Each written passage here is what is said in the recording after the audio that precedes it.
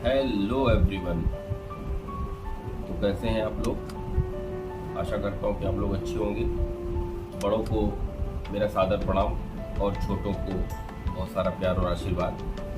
मेरे प्यारे भाइयों बहनों, मेरे प्यारे बच्चों, हम लोगों ने कल भारतीय राज्य व्यवस्था के टॉपिक पर डिस्कस किया था। मेरे प्यारे भाइयों बहनों, हमने आपको एक प्रश्न दिया था राइट टू रिकॉल का, कि राइट टू रिकॉल के बारे में आप लोग बताएं कि राइट टू रिकॉल का वर्तमान के परिप्रेक्ष्य में होना कितना सही है और क्या इसको वर्तमान में इस प्रक्रिया को लागू करना चाहिए या नहीं चाहिए। इसके सकारात्मक पक्ष क्या हैं, ये भी मैंने आपको डिस्कस किया था, और उसके नकारात्मक पक्ष क्या है, इस पर भी भाइयों बहनों हमने आपसे डिस्कस कर किया था।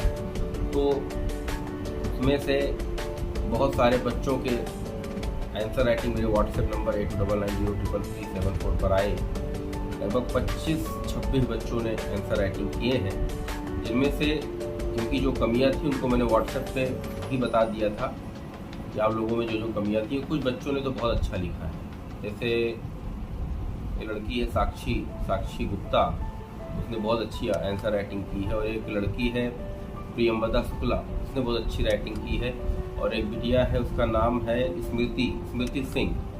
बहुत अच्छा लिखा तुमने Smriti, very good, keep it up, ऐसे लगे रहिए, ऐसे ही करते रहिए, एक ना एक दिन आप लोग बहुत अच्छा करेंगे। तो मेरे प्यारे भाइयों बहनों, मेरे प्यारे बच्चों, तो मैं मेंस राइटिंग की बात कर रहा था कि कॉन्सेप्ट कैसे डेवलप करना है आपको अपने अंदर में। मैंने कल एक प्रश्न आपसे ये भी पूछा था कि मान लीजिए, तो भारतीय राज्य व्यवस्था की बात है, छोटा सा एक प्रश्न आपके सामने और रखूंगा कि क्या कारण रहा है, वो क्या कारण रहा है कि जिसकी वजह से भारत पर जितने भी आक्रमण, मुस्लिम आक्रमण हुए हैं, वो सफल हुए हैं। उसके पीछे का प्रमुख कारण की व्याख्या कीजिए, और उसके पीछे क्या मुख्य वजह है, इसकी विवेचना कीजिए। भारत पर मैं ऐसा कि आप लोग सुने होंगे और पढ़े भी होंगे, भारत का इतिहास एक वीरों का इतिहास रहा है। यहाँ पर बहुत सारे वीर हुए हैं, बहुत सारे योद्धा हुए हैं, बहुत सारे धार्मिक शासक भी हुए हैं। तो इतनी सारी शक्ति होने के बाद, इतना सारा बल होने के बाद, इतनी सारी चीजें होने के बाद, आखिर कैसे मुस्लिम आक्रमण भारत पर हुआ और वो भी सफल रहा, कैसे हुआ,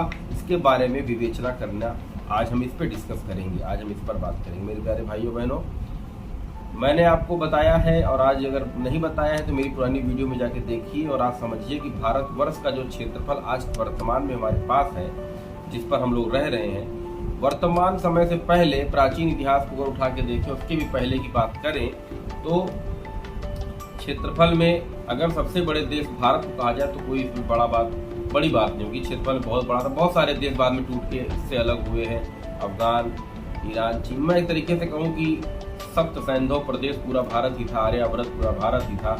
बहुत सारे बाद में डिवाइड हुए हैं, भारत से ही निकल कर हुए हैं। जितने भी आप मुस्लिम कंट्रीज देख रहे हैं, लगभग भारत से, और पाकिस्तान, बांग्लादेश, ये सब तो आप अभी तो रिसेंटली बात है, उसके पहले की बात कर रहा हूँ। जो बहुत सारी चीज़ें हैं वो भारत का ही अंग रहा है, लेकिन वर्तमान समय में जिस क्षेत्रफल में हम रहते हैं वही हमारा भारत है। तो क्या कारण रहे हैं मुस्लिमों के या और अन्य शासकों के जो विदेशी आक्रमण हुए, भारत पर सफल क्यों हुए हैं?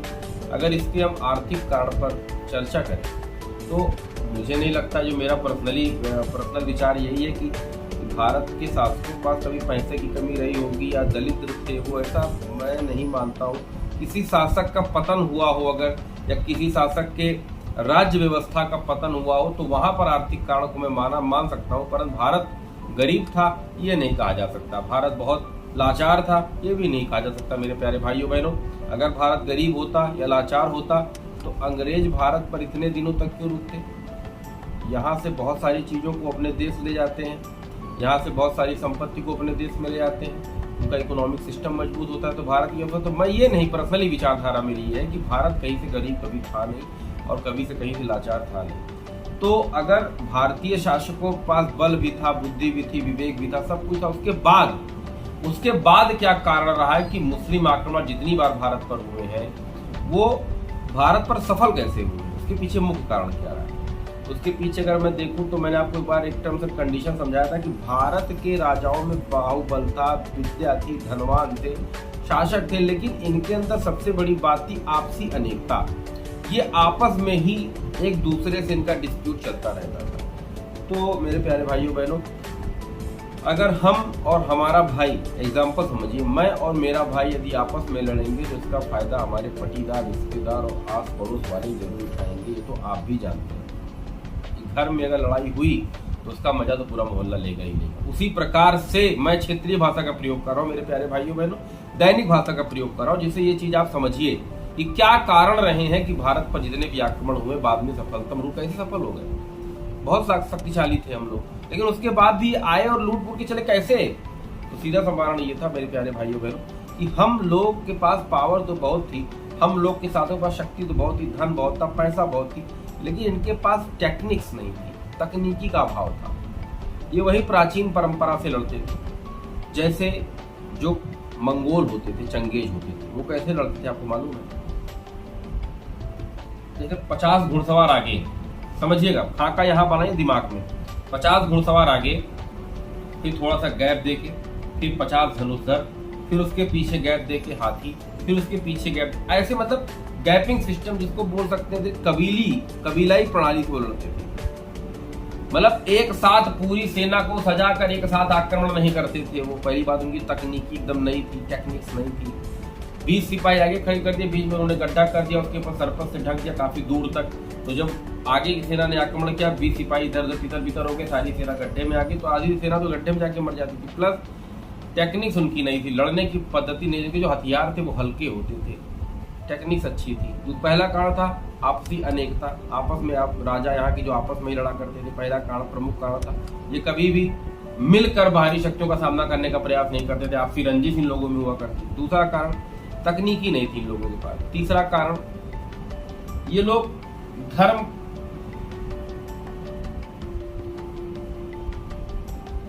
देखिए धार्मिक कारण भी कहीं ना कहीं अगर आप देखें तो युद्ध में धार्मिक कारण भी बहुत बड़ा कारण था। कारण, अब आप बताइए धार्मिक कारण क्या रहा होगा? क्योंकि मुस्लिम शासक जब लड़ते थे तो वो ये सोचते थे कि हम काफिर से लड़ रहे हैं, और लड़ते लड़ते यदि हम शहीद भी हो गए या मर भी गए तो अल्लाह ताला के दरबार में पहुंच जाएंगे। तो धर्म के प्रति मुस्लिम बहुत कट्टर थे। वो हर युद्ध को धर्म युद्ध समझते थे। पहला कारण था आपसी अनेकता, आपस में लड़े भिड़े जा रहे। दूसरा कारण मैंने आपको बताया, इनके पास तकनीकी का अभाव था। तीसरा कारण मैंने बताया, धार्मिकता का भी पूरी तरीके से अभाव करके अपने धर्म के प्रति जितना मुस्लिम जागरूक थे और मरने के लिए तैयार थे, शायद उतना हिंदू नहीं थे। और हमारे ही भारत में आप अभी के वर्तमान परिप्रेक्ष्य में देखिए तो हमारे भारत में हिंदू भी हैं, मुस्लिम्स भी हैं, सिख्स भी हैं, ईसाई भी हैं, और बहुत सारे अन्य धर्म यहाँ मिलकर रहे हैं। पर्टिकुलर भारत का कोई धर्म नहीं है, मैंने राज्य व्यवस्था में इसी की चर्चा की थी। उसी प्रकार से उस वक्त जब शासक थे तो कोई बौद्ध को मानता था, कोई शंकर जी की पूजा करता, कोई वैष्णव जी की पूजा करता, मतलब हिंदू धर्म में ही कई चीजों को डिवाइड कर दिया गया था, और अल्लाह हमेशा एक होते थे। पूरे अल्लाह के लिए कहीं से ऐसा नहीं था कि अल्लाह उनके दूसरे अल्लाह है, उस मुस्लिम शासक के दूसरे अल्लाह, ऐसा कुछ, अल्लाह सिर्फ एक थे। और ये लड़ाई एक तरफा हो गई थी, मुस्लिम्स और हिंदूज की ये लड़ाई जो थी ये एक तरफा, कहीं ना कहीं मुझे ऐसा लगता है, मेरा पर्सनली थॉट है, कहीं ना कहीं लड़ाई एक तरफा थी मेरे प्यारे भाइयों बहनों। क्योंकि धार्मिक कट्टरता मुस्लिम शासकों में हिंदू शासकों की बहुत ज्यादा थी, उनके अंदर दया नहीं थी मुस्लिम शासक में। वो जब लड़ते थे तो वो ये सोच के लड़ते थे कि हम इनको खत्म कर देंगे, अगर इनको खत्म कर दिया तो ये हमको खत्म कर देंगे, या तो हम इनको खत्म कर देंगे। ये भावना होती, दया नहीं होती थी उनके अंदर, एकदम दया का इतना सा भी परसेंटेज। क्यों? क्योंकि अगर वो मर भी जाएंगे तो अल्लाह ताला के पास जाएंगे, और जीत जाएंगे तो काफिर पर विजय प्राप्त करके अल्लाह ताला खुश हो जाएंगे। तो मुस्लिम्स यहाँ आए, 3 प्रमुख कारण पर आप विशेष और राजनैतिक कारण चौथा। मैंने कल के भी चीजों में बताया था, किसी भी टॉपिक पर आप पढ़ाई करेंगे तो 4 प्रमुख कारणों को जरूर पढ़ा कीजिए, आर्थिक, सामाजिक, राजनीतिक और धार्मिक। ये 4 कारण अगर आपने फोकस कर लिया तो वो क्वेश्चन में कुछ बचना नहीं है फिर, क्योंकि किसी न किसी जो भी कारण होते हैं उसके पीछे 4 प्रमुख कारण। तो आज के भी किसी परिप्रेक्ष्य में बात करूं, आज के किसी भी विषय पर मैं बात करूं, किसी भी टॉपिक पे मैं डिस्कस करूं, आज भी किसी टॉपिक पे व्याख्या करूं, तब भी ये 4 कारण प्रमुख रूप से निकल के आएंगे, धार्मिक, सामाजिक, आर्थिक और राजनीतिक। बस ये 4 कारण को आप बाउंड्री बना के उसके बीच में चीजों को भर दीजिए, फैक्ट भर दीजिए, आपका क्वेश्चन कभी गलत नहीं होगा। तो आज मैं एक क्वेश्चन आपको दे रहा हूं कि क्या कारण रहे हैं कि भारतीय शासकों पर जितने भी विदेशी आक्रमण हुए वो सफल रहे हैं, इसकी विस्तृत व्याख्या कीजिए। मैंने आपको कारण बता दिए, आर्थिक कारण बता दिए, सामाजिक कारण बता दिए, राजनीतिक कारण, धार्मिक कारण बता दिए। इनका उद्देश्य क्या था और ये अपने उद्देश्य में सफल क्यों हुए और भारतीय शासक इतने बहादुर होने के बाद भी पराजित क्यों हुए, इसके बारे में आप बताइए। मैं एक कॉन्सेप्ट आपको बता दूं छोटा सा। मोहम्मद गोरी साहब ने 16 बार भारत पर आक्रमण किया, जिसमें से बहुत 16 बार वो पराजित हुए, लेकिन उनकी कंसिस्टेंसी, निरंतरता उन्होंने अपनी नहीं तोड़ी और उनको विश्वास था एक दिन भारत को अपना ध्वज, अपना पताका फहरा लेंगे। तो 1192 में तराइन के युद्ध में पृथ्वीराज चौहान को पराजित कर मोहम्मद गोरी भारत पर विजय प्राप्त कर लेता है। और उसका बाद में उसके जो गुलाम थे, क्या नाम उसका नाम, कुतुबुद्दीन ऐबक साहब ने गुलाम वंश की स्थापना की। फिर उसको इल्तुतमिश साहब आ गए, फिर उसी में रजिया बेगम भी आएंगी, पहली महिला शासिका। फिर दिल्ली सल्तनत हम लोग पढ़ेंगे, लेकिन वो इतिहास का विषय। आज मेरा प्रश्न सिर्फ इतना सा है कि क्या कारण रहा है कि भारत पर जितने भी विदेशी आक्रमण हुए हैं वो सफल हुए हैं। उसके पीछे के प्रमुख कारणों पर हम लोग चर्चा करेंगे, उसकी व्याख्या करेंगे। तो ये प्रश्न आज आप लोग नोट कर लीजिए और इसको विस्तृत रूप से इसके कंसेप्ट को समझिए कि भाई मेरा घर है, मेरे घर में दूसरे घर वाले कैसे प्रवेश करके मेरे घर में, जब हम लोग आपस में 4 भाई हैं, 4 भाई मिलके 2 लोगों से हार गए, 2 लोग आके मेरे 4 भाइयों को पीट के चले गए। मतलब कैसे? अगर हम चारों में एकता थे, चारों एक साथ लड़ते तो 2 पे भारी पड़ते, लेकिन हम चारों में एकता नहीं थी, इसलिए वो 2 क्या सिंगल आके हमको पीट के चले गए। तो एकता बहुत बड़ी चीज है। मोहम्मद गोरी साहब पहले युद्ध में हारे। पृथ्वीराज चौहान ने कहा कि वाह, अब तो मैं बहुत बड़ा शक्तिशाली था। वो पहला युद्ध जब तराइन का युद्ध, प्रथम युद्ध जब वो हार गया मोहम्मद गोरी, तो पृथ्वीराज चौहान ने बहुत बड़ा भव्य आयोजन किया, पार्टी की, उसी में व्यस्त हो गए। लेकिन उसने तुरंत मौका नहीं दिया मोहम्मद गोरी, तुरंत 1192 में फिर से आक्रमण किया। और ये साहब हम लोग पार्टी करते रह गए और तैयारी नहीं कर पाए थे, युद्ध की पूरी तैयारी ही नहीं थी। पृथ्वीराज चौहान साहब को लगता था कि हम तो पहली बार जीते, दूसरी बार फिर जीत जाएंगे। लेकिन ये अपना टेक्निक, भारतीय शासक अपनी लड़ाई की पद्धति नहीं चेंज करते थे। और ये मंगोल थे, चंगेज थे, ये अरबियंस थे, ये अपनी लड़ाई की पद्धति को चेंज कर देते थे। कुछ ऐसे लड़ते थे जैसे 20 आदमी आगे लड़ रहे हो, किसी सिपाही, फिर उसके पीछे गैप करके फिर सेना, फिर इधर से भी सेना, फिर इधर से भी सेना, चारों तरफ से घेर के युद्ध करते थे। कबीलाई पद्धति से युद्ध करते थे, थोड़े थोड़े लोग थोड़ी जगह पर सेट हो जाते थे और फिर निकल के एक साथ आक्रमण कर देते थे। तो ये टेक्निक से लड़ते थे, हम लोग के पास टेक्निक नहीं थी। तो इन सारे कारणों को अपने प्रश्न में जरूर दर्शाइएगा मेरे प्यारे भाइयों बहनों। और चलते चलते मैं आपसे आज एक बात कर रहा हूँ कि जब तक आप कॉन्सेप्ट दिमाग से आप पढ़ेंगे और दिमाग में कंसेप्ट लेके नहीं चलेंगे, दिमाग में नहीं बैठाएंगे, चीज़ों को अपने आप से लिंक नहीं करेंगे, कभी भी आपका जो विचार होगा वो मेंस लायक होगा ही नहीं। अब पहली लड़ाई कब हुई, दूसरी लड़ाई कब हुई, कौन सा डिस्प्यूट हुई, ये तो वनडे एग्जाम का। लेकिन आप प्रशासक बनने जा रहे हैं, सबसे पहले अपनी सोच, अपने विचार को बदलिए। जब तक आपका सोच और विचार नहीं बदलेगा, आप कोई भी क्वेश्चन सही से नहीं कर पाएंगे, ये मेरा गारंटी। आप नहीं कर पाएंगे, एकदम नहीं कर पाएंगे। इसलिए सबसे पहले प्रशासक बनने से पहले सबसे पहले अपनी सोच को आप विस्तारित करिए, उसको बड़ा करिए, अपने सोच का दायरा बढ़ाइए और उसकी आधुनिकता को समझिए कि चीजें कह क्या रही। कोई भी प्रश्न पढ़ने से पहले उसको समझिए कि उसको कहां से लिंक करना है मुझे। ये जिस दिन आपको आ गया, ट्रस्ट मी, मैं आपको बता रहा हूँ, उस दिन से आप खुद में प्रशासक हो जाएंगे और आपको कोई प्रश्न कभी गलत नहीं होगा मेरे प्यारे भाइयों। सारी लड़ाई प्री की है।